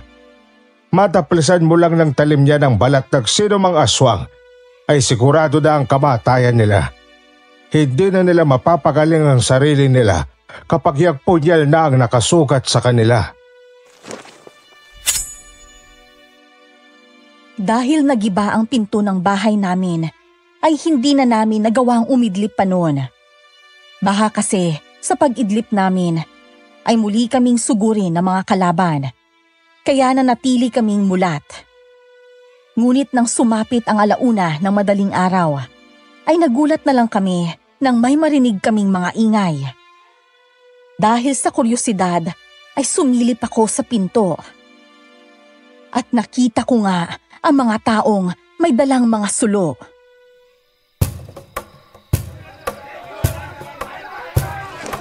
Ismael, anong… Katrina, Tatang, may paparating na mga tao. At sa tingin ko ho, ay dito ang punta nila. May dala sila mga sulo at patalim. May nakakita siguro sa labanan namin kanina ni Kalisto, kaya sila nandito ngayon. Sa palagay ko, hindi. Malakas ang kutob ko na planado na itong lahat at isa lang ang naiisip ko may pakadanon. Ismael! Ismael, lumabas ka dyan! Alam ko nandyan ang babaeng aswang kaya ilabas mo na siya ngayon din. Walang hiya. Si Mang Kaloy na naman. Teka, Tatang, saan kayo pupunta? Kumalma ka, Ismael. May kapag-usap lang naman ako sa kanila. At ikaw, Katrina, huwag kang lalabas hanggat hindi ko sinasabi maliwanag. May gagawin lang ako. Umugong ang bulong-bulungan nang makita ng mga tao si Tatang Rudy na lumabas mula sa bahay. Si Mang Kaloy naman ay nakangisi na parang alam niyang madedehado kami ng gabing yon. Kaloy, ano't naparito kayo? At may dala pa kayong mga sulo? Narinig mo ang sinabi ko, Tatang. Ang babaeng aswang ang pakay namin kaya umalis ka dyan kung ayaw mong madamay. Babaeng aswang bakabo. At sino naman yun? Tatang, huwag kang magmaangmangan pa. Alam naming lahat na itinatago ninyo ni Ismael ang babaeng aswang. Kaya ang mabuti pa ho, ilabas nyo na siya dahil kailangan namin siyang dalhin sa barangay. Isa siyang kriminal, kaya kailangan niyang pagbayaran ng mga ginawa niya sa mga binatang naging biktima niya. Dadalhin sa barangay? Nang ganitong oras? Sino naman ang niloloko mo, ha, Kaloy? Nagmamatigas ka pa rin, ha? Gusto mo bang pati ikaw isama na rin namin? Dahil kung tutuusin, kauri ka rin ng babaeng aswang na tinatago ninyo. Mga kasama, huli ng matandang to at kunin natin ang babaeng aswang sa loob.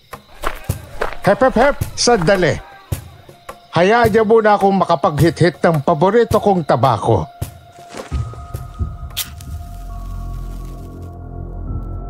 Nanlaki ang mga mata ni Mang Kaloy nang walang ano-ano'y sinindihan ni Tatang Rudy ang pipa niya. Tinabigyo ni Mang Kaloy, ngunit imbis na maapula ang usok, ay mas lalo pa nga itong kumalat.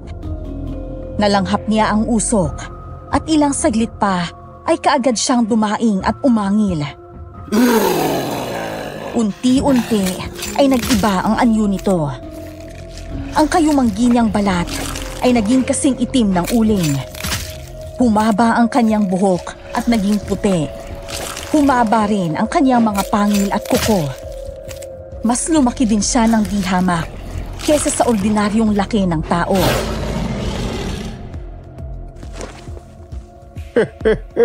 Wala ka talagang kadala-dala, no?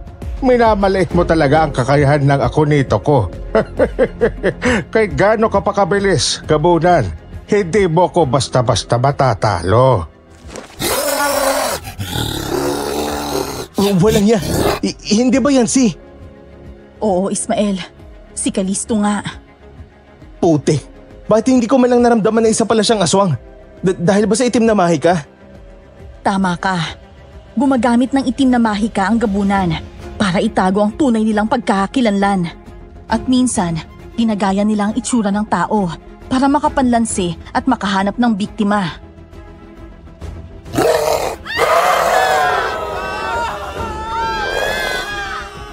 Nagsigawan maya-maya. Nang bigla na lang, hawiin ng Gabunan ang mga taong nasa malapit sa kanya. Dahil sa lakas ng puwersa at laki nito, ay nagawa niyang maihagis isa-isa ang mga tao. Kaagad na nagsialisan ang mga ito at sinikap na makalayo sa aswang para iligtas ang kanilang mga sarili. Magsiuwian na kayo kung ayaw nyo madamay pa rito. Mga puwisi, nagpanin lang pa kasi kayo sa halimaw na to. Walang iya ka talagang matanda ka. Sinira mo ang mga plano ko.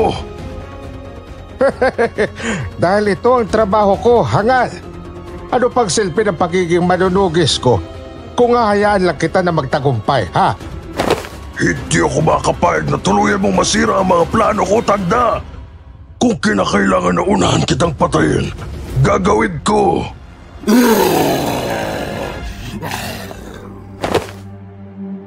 Mabilis na sumugod ang Gabunan kay Tatang Rudy.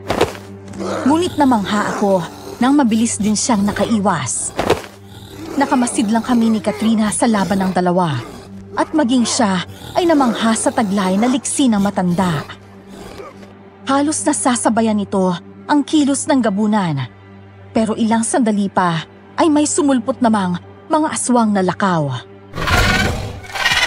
Kaya naman, hindi na rin kami nagpatumpik-tumpik pa ni Katrina at kaagad nang lumabas para tulungan ang matanda.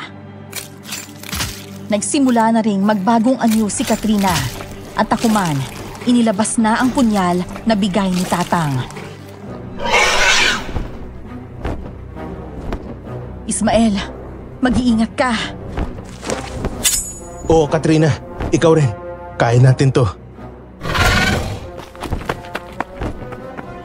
Sinugod na kami ng mga aswang na lakaw. Mabibilis din ang mga galaw nila. Ngunit sinisikap naming salagin ang bawat pag-atake nila. Nagagalusan na ako ng mga kalaban, pero parang hindi ko ramdam ang hapdi nun. Parang mas lalo lang akong ginaganahan na makipaglaban sa kanila. Nang maubos na namin ni Katrina ang mga aswang na lakaw, ay nagpapambuno pa rin sina Tatang at ang Gabunan.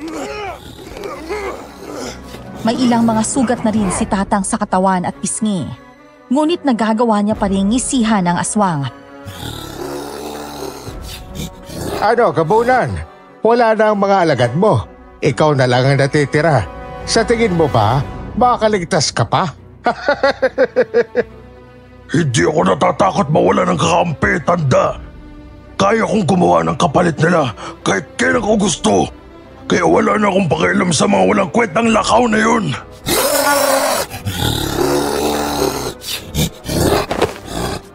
Muling sinugod ng Gabunan si Tatang at mabilis naman itong nailaga na matanda.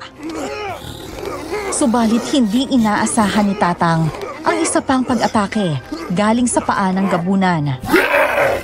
Nagawa nitong masipa ang matanda sa hita, dahilan para masalampak siya sa lupa. Dumaing ito at ininda ang sakit ng hita niyang nasipa ng aswang. Puiset! Tatang Rudy! Dalhin mo muna siya sa tabi, Ismael. Ako nang bahala sa Gabunan na to. Katrina, mag-ingat ka! Tatang, kaya niyo pa hubad tumayo? Oo, halika. Tulungan mo ako makatayo. Dahan-dahan lang ho. Aray! Pwisit talaga. Mukhang malalang tama ng hita ko. Ikawit niyo po yung kamay niyo sa leg ko. Dadaling ko po kayo dun sa bahay. Tuwin mo na lang ako dalit sa ilalim ng akasya, Iho, para masubaybayan ko kayo. Sinunod ko nga ang sinabi ni Tatang at doon ko siya pinaupo. Sumandal naman siya sa katawan ng puno at kita ko ang paghihirap sa mukha niya. Tagaktak na rin ang pawis niya at bahagyang namumutla ang mga labi. Binala kong galawin ang parteng nasipa ng gabunan, ngunit napaigik siya, kaya hindi ko na itinuloy. Sige na, Iho. Tulungan mo na lang si Katrina na talunin ang gabunan. Ayos lang ako dito. Kapag natapos ang lahat ng to, ihatid niyo ako sa ospital dahil mukhang hindi to kaya ng simpleng hilot lang. Mukhang namagayata ang tama ko sa hita sa lakas ng sipa ng hinayupak na yon. Sigurado ho kayo? Oo, Iho. Sige na. Bilisan mo tumatakbo ang oras. Tandaan mo, kailangan mo pang hanapin ang kapatid mo. Nang maalala ko ang kapatid ko, mas lalo pang sumiklab ang galit ko sa gabunan. Kinuha ko ang punyal mula sa tagiliran ko at saka yun hinawakan ng mahigpit. Pumikit ako at dinama ang kapangyarihan nito at nangmutsang tangan ko. Ganyan nga, Iho. Mag-focus ka lang sa kalaban mo at tsak na magagamay mo rin ang mga galaw niya. May tiwala ko sa'yo gaya ng pagtitiwala ng punyal na yan sa bago niya amo. Buwisit ka talaga, Kalisto! Ang sakit. Katrina! Yan ang napapala naman katulad mong tapang-tapangan. O ano, sinabi ko naman kasi sa'yo hindi ka ubra sa akin kahit pa isa ka malakas na uri. Walang yakang gabunan ka. Napakasama mo. Katrina, gamutin mo muna ang sarili mo. Ako na munang bahala rito. At isa pang tapang-tapangan. Hindi nga umubra sa akin ng isang mataas na uri ng aswang. At isang batog na manunugis. Tapos ikaw, hahamunin mo ko? Sino ka ba, ha? Isang hamak na manggagamot na wala naman talagang alam sa pagkikipaglaban. Tama na, Satsat. Puro kasalita. Pati di mo muna kasubukan na magkaalaman tayo. Ha? Pasensya na. Pero hindi ako nakikipaglaro sa mga mahihina. Mahina? Bakit hindi mo muna subukan bago ka dumada? O baka naman natatakot ka? Dahil alam mong nasa akin ang mahiwagang sandata ng batikang manunugis. Huwag kang masyadong magmalaki, bata. Dahil kahit anong sandata pang meron ka, kung wala ka pang karanasan sa pakikipaglaban sa isang malakas na aswang na kagaya ko, wala ka pa rin magagawa. Lalo na kapag nagawa ko ng mahawakan ka tulad nito. Mabilis akong dinaluhong ng gabunan. Sa isang kisap mata lang ay nasa harapan ko na siya at kaagad akong sinakbal sa leeg. Bumaon ang matalim niyang mga kuko sa balat ko at napahiyaw ako dahil sa sakit. Hayop ka! Ang hapde! O diba? Sinabi ko naman sa'yo wala kang magagawa kapag ako ang kinalaban mo. O ano? Kahit palang magdasal ka na sa Diyos mo kung meron man. Dahil pagkatapos itong gagawin ko sa'yo, sisiguraduhin ko magkikita na kayo. Kanina pa ako nagdarasal, gabunan. At kahit ilang beses mo pa ako masugatan, babangon at babangon pa rin ako. Hindi ako susuko hanggat hindi ko nababawi ang kapatid ko mula sa'yo. Kapatid? Yung batang paslit ba? Mukhang nagkakamali ka ng pinagbibintangan, bata. Wala sa akin ang kapatid mo. At kung nagkataong ako man ang kumuha sa kanya, sa tingin mo ba bubuhayin ko pa siya? Hayop ka talaga, Kalisto. Hindi kita mapapatawad kapag may nangyaring masama sa kapatid ko. Ismael, kung hindi siya ang kumuha sa kapatid mo, may ibang hinala na ako kung sino. Katrina, maayos na ba yung sugat mo? Oo, humilom na ang mga sugat ko. Pero ikaw, malalim ang sugat mo. Wala to, Katrina. Hoy, Kalisto! Kung wala rin naman pala ako mapapala sa'yo, tapusin na natin ang laban na to. Sige bata, ipakita mo sa akin ang tapang mo. Muling sumugod ang gabunan at ako naman, sinalubong ang gagawin niyang pag-atake. Mabilis niya akong nakalmot sa dibdib, pero nagawa kong masugatan siya sa braso. Nang maramdaman ko ang pagbao ng sandata ko sa balat niya, ay mas diniinan ko pa yon. Kaya naman, siya na ang naunang umatras sa akin. Ismael! Ang dami mo ng sugat! Ang lalalim pa! Bumubulwak na ang dugo! Kaya ko pa, Katrina. Hindi ako papayag. Nahamakin lang ako ng aswang na to. O ano, aswang? Anong pakiramdam na masugatan ka ng punyal ng isang manunugis? Walang iya ka.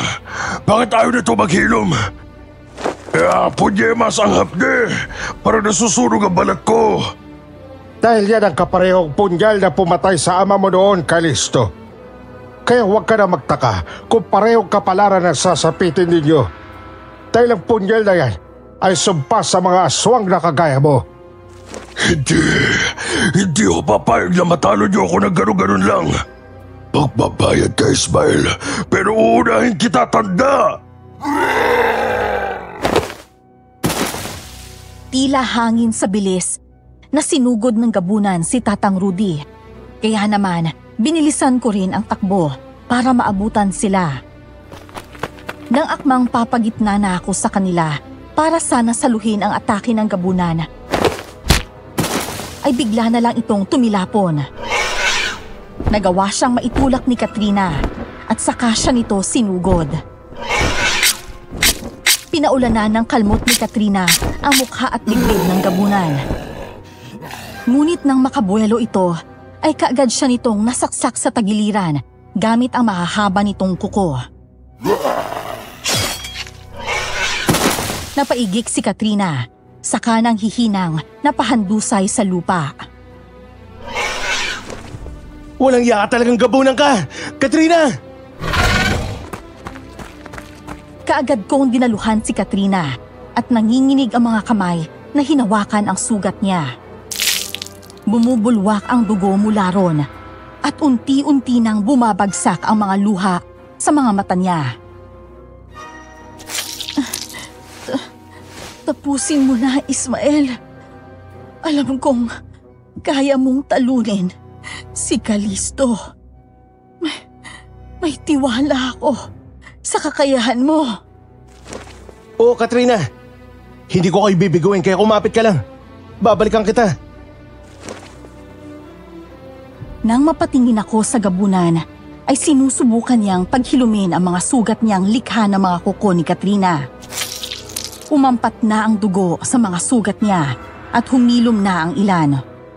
At habang abala siya sa ginagawa, ay mabilis akong tumakbo papunta sa kinaroroonan niya. Nakita niya ako, kaya naman kaagad din siyang naghanda at umakmang sasalubungin ang pag-atake ko. Ngunit imbes na dumiretso sa kanya, ay gumilid ako at saka tumalon ng mataas. Mabilis akong nakapunta sa likuran niya at nang humarap siya sa kinaroroonan ko, ay kaagad kong naitarak sa dibdib niya ang punyal na gawa sa talim ng bangkaw. Anong? Dahil wala rin naman ako mahihitang impormasyon sa'yo tungkol sa kapatid ko, maigi pang mamatay ka ng hinayupak ka. Para to sa mga inosenteng taong pinatay mo. At para na rin sa ginawa mo kina Katrina at Tatang Rudy, mamatay ka na, Kalisto! Mas lalo ko pang diniinan ang pagkakasaksak hanggang sa unti-unti siyang mawala ng lakas.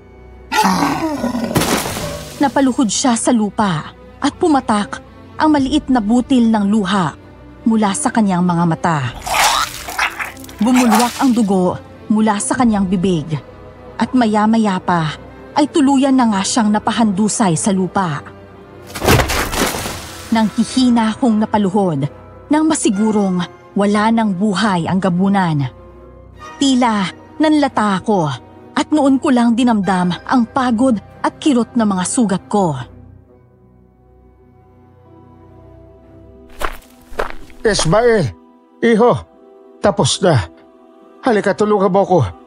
Ipasok natin sa bahay si Katrina para maagapan ang sugat niya. Paano itong aswang? Anong gagawin natin sa kanya? Hugutin mo ang punyal pagkatapos ay iwan mo na siya dyan. Ako nang bahala sa kanya mamaya. Unahin muna natin tong si Katrina. Marami ng dugo ang nawala sa kanya. Kaagad kong binuhat si Katrina at saka dinala sa loob ng bahay. Inihiga ko siya sa papag at saka nagsimulang kunin ang mga gamit ko sa panggagamot. Bumalik na rin noon sa katawang tao niya si Katrina. Kaya naman, kitang-kita ang pamumutla ng mga labi niya. Pagkatapos kong gamutin ang mga sugat niya, ay iniwan ko na siya sa kwarto para maghanda ng makakain naming tatlo.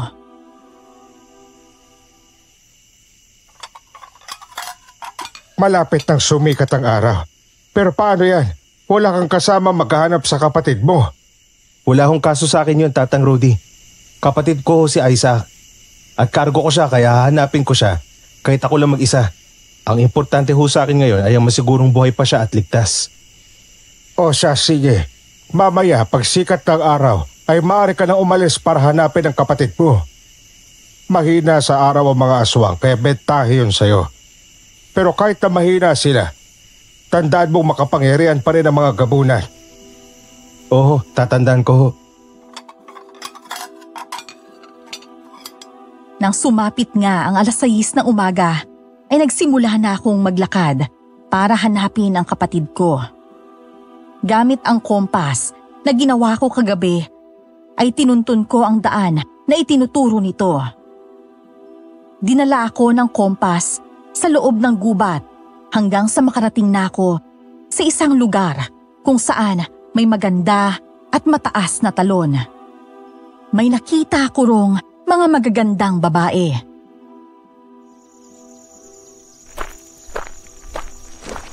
Ha? Ba't dito ko dinala ng kompas? Mukhang hindi naman sila mga gabunan. Hindi nga kami mga gabunan dahil mga bangkilan kami. Ay, Diyos ko po! Ali naman, nakakagulat naman ho kayo.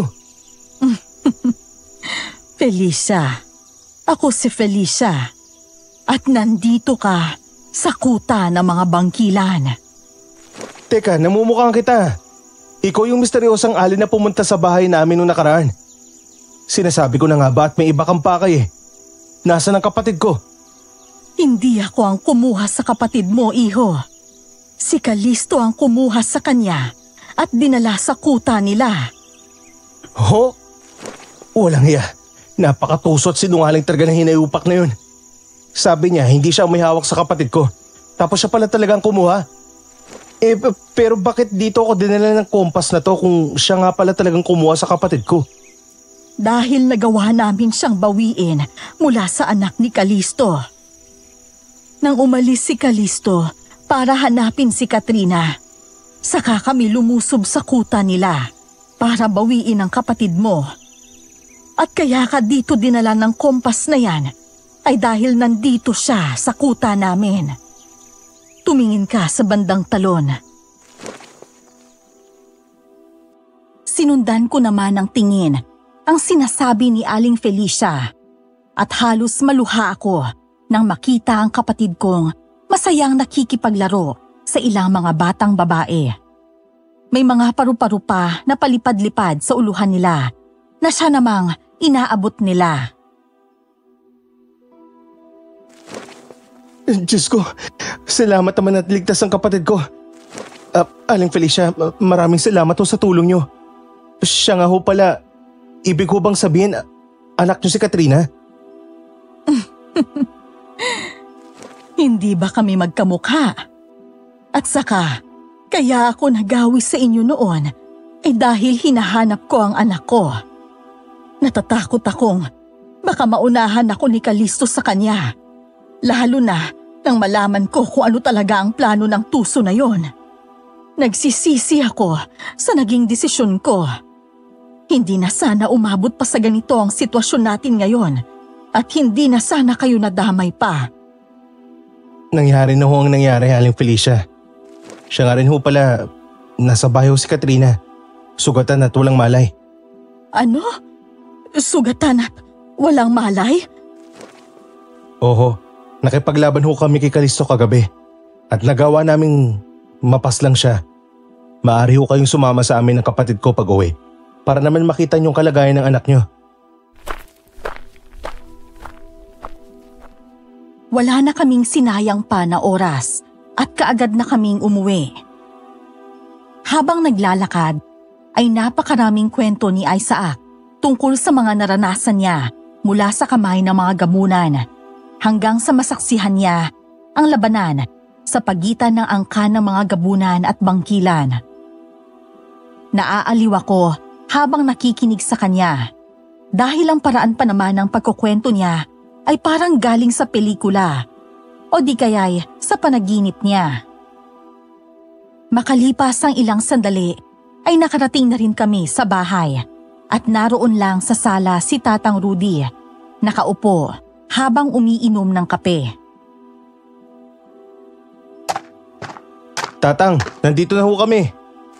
Siya nga ho pala, kasama ko si Aling Felicia. Puntahan mo ang anak mo, Felicia. Nandyan siya sa loob ng kwarto. Wala pa ring balay at mataas ang lagnat. Kailangan niya ang tulong mo. Hindi na nagsalita pa si Aling Felicia at simple akong tinanguan bago pumasok sa kwarto. Sinundan ko naman sila at nakita ko kung paanong napaluha si Aling Felicia nang makita ang sinapit ng anak. Katrina, anak, patawarin mo ko dahil sa padalos-dalos na desisyon ko. Hindi sana nangyari to kung nakinig lang ako sa inyo. Patawad, anak. Hinaplos niya ang noo at namumulang pisngi ng anak at saka inilapat ang palad niya sa noo nito. Nagsambit siya ng mga salitang hindi ako pamilyar at tila nakaramdam ako ng kakaibang lamig sa buong kwarto. Maya-maya pa ay natapos na siya at siya ring paggalaw ng daliri ni Katrina. Nang sa wakas ay magmulat na ng mga mata ang dalaga, ay kaagad naman siyang niyakap ng kanyang ina habang patuloy na sinasambit ang salitang patawad. Iniwan ko na sila sa ganoong ayos dahil alam kong kailangan pa nilang mag-usap ng pribado.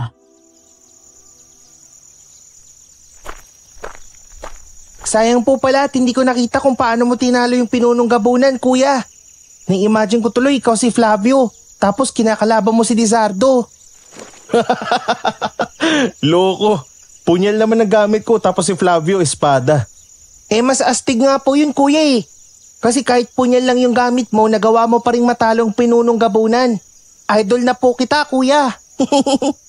Sus, dati pala hindi mo ko idol. Idol po, pero mas idol na po kita ngayon. Kuya, paglaki ko, turuan mo akong makipaglaban sa mga aswang ha. Para naman may ipagtanggol ko rin ang sarili ko nang hindi umaasa sa ibang tao. Ikaw talagang dami mong alam. Tara na nga lang at maganda na lang tayo ng merienda. Ay siya, mabuti pa nga. May nakita akong kaboteng kahoy doon. Nabibitak ng lupa kaya pihadong may laman na yun. Kung ganun, kunin na natin at baka maunahan pa tayo ng mga daga.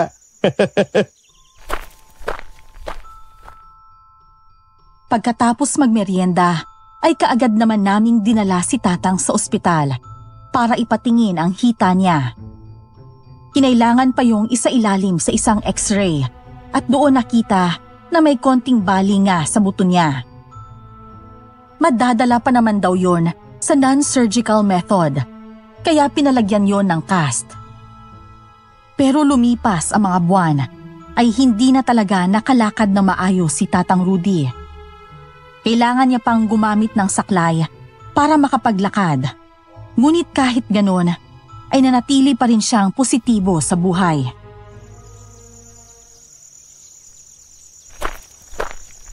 Tatang Rudy, eto na ho yung kape nyo.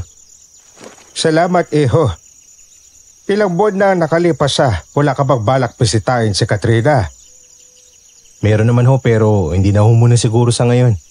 Marami na po kasing nagagawi rito para magpagamot kaya kaunti na lang po ang oras ko para sa mga ibang bagay. Sus, ang sabi mo po kuya, torpe ka lang talaga. Hay naku, gusto mo pa yata si Ate Katrina pandadalaw sa iyo Oo nga, bakit kaya ganyan ang kuya mo? Hindi man lang ako nagawang bisitahin kahit isang beses. Katrina! Siyempre ako to. Obvious ba?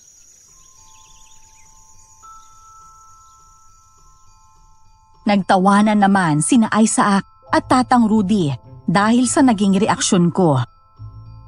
Hindi ko kasi talaga inaasahang magagawi pa si Katrina sa amin, gayong umuwi na siya sa kanila kasama ang nanay niya. Wala nang gulo at payapa na ang baryo mula sa mga banta ng mga aswang. Kaya wala na akong nakikita pang rason para magkita kami. Halos sa amin na namamalagi noon si Katrina. At dahil masaya naman ang kapatid ko sa presensya niya, ay hinayaan ko na lang. Hanggang sa lumipas pa ang halos 2 taon bago ako nagkaroon ng lakas ng loob para umamin kay Katrina tungkol sa tunay na nararamdaman ko para sa kanya. Ba't kasi ang tagal mo? Yan tuloy. Bakit? May iba ka na bang nagugustuhan? Siyempre. Wala namang problema sa akin yun. Masaya na akong maipaalam ko sa'yo itong nararamdaman ko. At saka, hindi naman ako maasang magkakapareho tayo ng nararamdaman Sus, masaya raw. Pero yung mukha niya, parang pinagbagsakan ng langit at lupa. Patapusin mo muna kasi ako. Siyempre, ikaw pa rin. Talaga? Ibig sabihin, pwede na kitang ligawan? Nako, kiss na tayo sa ligawan stage. Diretso na tayo sa pamamanhikan. Ilang taon na lang 30 na tayo. Magpapakipot pa ba ako? Namanhikan nga ako sa kanila, katulad na napag-usapan namin ni Katrina. At pagkalipas ng ilang buwan, ay naikasal din kami kaagad. Sa ngayon po, Miss Esperanza, ay 42 anyos na kami ni Katrina. Biniyayaan kami ng 3 anak sa loob lang ng 15 taon naming pagsasama. Hanggang dito na lamang po ang aking kwento at maraming salamat po sa pag-ere nito. Ako po muli ito, si Ismael, lubos na gumagalang.